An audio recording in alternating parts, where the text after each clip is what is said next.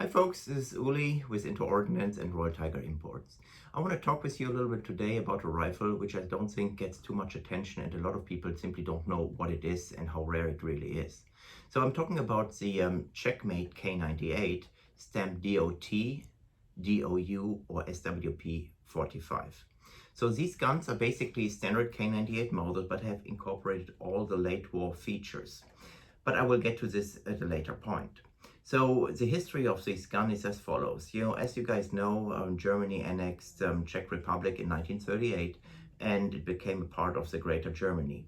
So in 1945, when Germany surrendered, this part, Bohemia, became again independent and became the Czechoslovakia. In Czechoslovakia and former Bohemia, there were two arms manufacturing plants. One was the Brno factory, which everybody knows, and the other one was called Banská Bystrica, and I think it was actually located in the Slovak Republic. These two plants, they manufactured for the Wehrmacht the K98 rifles under DOU, DOT, and later in the war under SWP.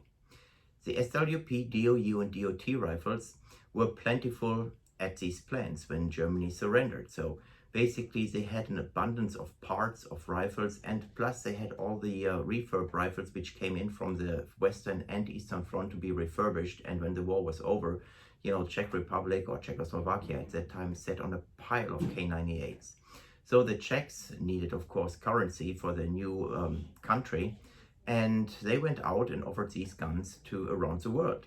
So for example, the K98's contract was signed with the Emperor, the Haile Selassie of Ethiopia in 1945. So now basically the plans in Banská Bystrica and Brno, and excuse me, I'm not Czech, so I don't know how to pronounce these words 100%, so excuse my pronunciation, basically had these stockpiles, and they continued building the same gun like they built before for the Germans. They built it for themselves and then for export. Here we're talking about a nice example, as it's an SWP 45. It's a beautiful gun. So the guns have basically only two serial numbers. The number is on the receiver and the number on the bolt. Most of the guns are not matching, but you will find guns which are matching, and we have some for sale as well. But of course the matching numbered guns go at a premium price. These guns are very interesting. So they only made 50,000 of these firearms from 1945 and 1946, and they sent them over to Ethiopia. Ethiopia got a lot of military aid. I made the video a few weeks back about the M1 carbines, and Ethiopia received military aid from the US in 1945 and also in 1947. Then, of course, they received military aid from the UK, so Great Britain shipped a lot of Enfields over there, and they got a stockpile of Carcanos, which the Italians left in Ethiopia when they were pushed out of the country. But anyway, in the efforts to kind of standardize the ammunition, Haile Selassie, the emperor, bought these K98s chambered in 8mm Mauser in order to equip the army. So this is, again, it's a wonderful example, and the condition of them is basically similar, maybe some better, some a little bit worse with the bluing, but these guns are fairly nice, having the storage condition and the age in mind. So I will go over these rifles in detail, so stand by, I'll be right back. Okay folks, so this is now the K98, and this example is an SWP 45 in detail. Let's start with the receiver. All are in original condition, and they have all the nice markings, as you can see. Some even have German markings on the barrels, some have just the Czech markings, but I'm going over in detail so you can see the gun and get your opinion. The late war stamped rings, upper and lower. And another thing is, we offer to our customers, we offer all the side hoods. Each K98 you buy from us has the side hood.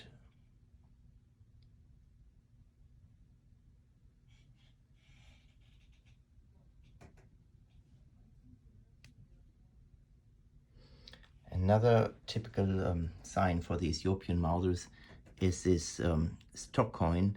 It portrays St. George, so St. George on the horse slaying the dragon. You see the butt plate?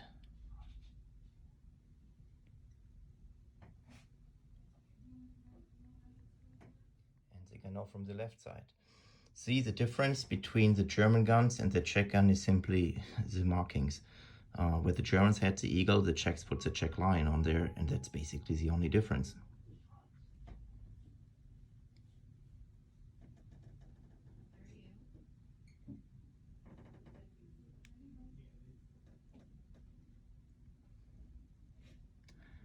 The bores of these guns, it's miss or hit or miss.